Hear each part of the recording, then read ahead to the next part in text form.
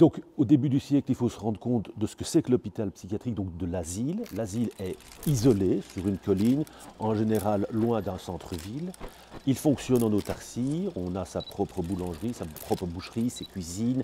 On travaille vraiment en collectivité, mais sur un site qui est fermé, qui n'est pas du tout intégré dans la ville, dans le village. Je suis ici sur un site avec 1000 autres patients et une centaine de frères.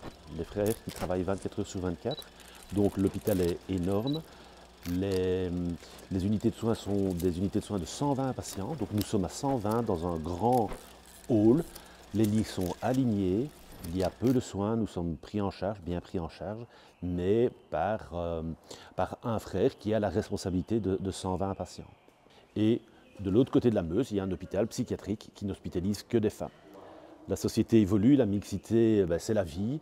Et donc, les hôpitaux psychiatriques se sont aussi ouverts à la mixité, que ce soit l'hôpital du Beau-Vallon, qui est notre collègue, ou nous, on a ouvert nos populations aux hommes et aux femmes réciproquement, ce qui est le reflet finalement de la société.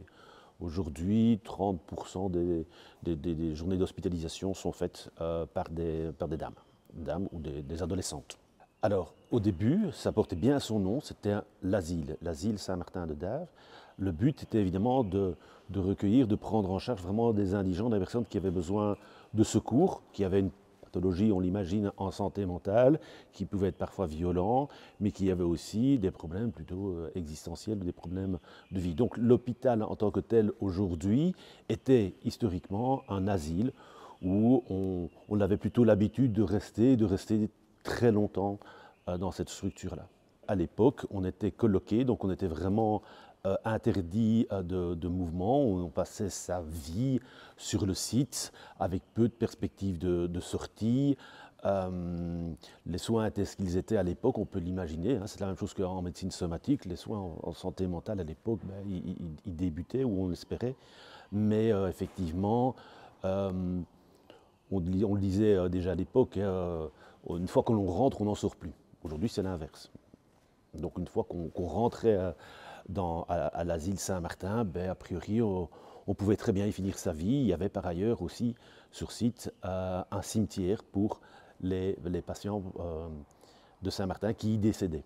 Et pour les frères aussi, il y a toujours un cimetière que nous entretenons, qui est destiné aux sépultures des frères de la Charité. Alors le vrai changement pour l'asile qui devient hôpital, c'est la loi sur les hôpitaux. À un moment donné, on quitte le mode de la justice ou le monde de la justice pour rentrer dans le monde des soins.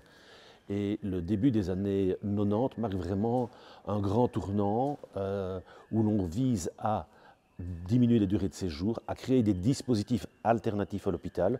On parle de maisons de soins psychiatriques, on parle d'initiatives d'habitation protégée pour ce qui nous concerne, mais c'est aussi, dans les années qui ont précédé, une période où on crée des centres de santé mentale, donc qui permettent à des personnes qui ont besoin de soins et qui ne peuvent peut-être pas se payer directement à une consultation privée, d'accéder aux soins en santé mentale. Donc, dans les années 70, 80, 90, il y a des dispositifs qui se mettent en place pour un peu faire sortir les patients, pour les accompagner en dehors de l'hôpital. Donc au début du siècle, on est plutôt dans de la contention, mais progressivement, années 70-80, des molécules, des médicaments vont arriver sur le marché qui permettront de calmer, ou en tout cas d'apaiser les souffrances des patients et en tout cas l'agressivité. Donc les patients ont un traitement qui leur permet d'être moins agressifs. Donc on rentre dans un autre monde, le monde du médicament et moins le monde de la contention. Donc si on se projette au jour d'aujourd'hui, effectivement pour isoler ou mettre à l'isolement une personne ou en chambre d'observation, on a des protocoles qui doivent être suivis par les équipes et qui permettent de maintenir avec respect pour le patient, celui-ci dans un cadre qui est sécurisant pour le personnel et qui soit respectueux de lui et de sa pathologie. Donc les protocoles existent aussi pour, en crise, mettre en chambre d'isolement ou en chambre d'observation un patient qui peut être jugé agressif, mais pas toujours. Parfois, certains patients se demandent à être isolés parce que ça les apaise et ça se fait tout à fait naturellement. À d'autres cas, à contrario, évidemment, cela nécessite un peu plus de force de persuasion pour que le patient puisse progressivement s'apaiser en isolement. Mais effectivement, il y a des protocoles et surtout, il y a des formations qui sont organisées pour les membres du personnel, ce qu'on appelle un peu la méthode non violente. Hein, donc c'est comment maîtriser un patient avec respect pour lui, sans violence, pour pouvoir ou l'isoler, ou le calmer, ou rentrer en contact avec lui. La mise en isolement ne se fait jamais seule. Et évidemment, nécessite d'être à 2 ou 3, voire plus, en fonction de l'état d'agressivité du patient que l'on doit isoler. Mais une des premières règles à suivre, c'est on ne rentre jamais seul dans une chambre d'isolement. Donc dans les années, effectivement, dans les années 90, on se rend bien compte que la société change, la question des assuétudes est vraiment préoccupante, elle continue d'ailleurs à l'être. On développe des prises en charge spécifiques pour ces populations-là. C'est sûr qu'au début du siècle, au milieu du siècle, il y avait énormément d'agressivité, mais en tout cas de certains patients, et une difficulté qui devait être plutôt contenue physiquement. Aujourd'hui, on est dans un monde de prise en charge tout à fait différent. Ça, c'est l'histoire. C'est qu'on peut condamner ce qui s'est fait dans le passé, mais je suis sûr que 100% des gens faisaient leur job au maximum en fonction de leurs connaissances. Et je pense que vraiment que dans 20 ans, on dira « mais Follens, vous vous rendez compte, qu'est-ce qu'il a fait, comment était-ce possible ?» Parce que le monde évolue. Donc j'aime pas trop condamner, critiquer ce qui s'est fait par le passé. Je crois que sincèrement, on fait le maximum que l'on peut en fonction de l'état d'avancement de la science, des connaissances. Et puis voilà, on s'améliore, tant mieux, quoi. Donc la place des éducateurs est évidemment fondamentale dans la prise en charge pluridisciplinaire des patients.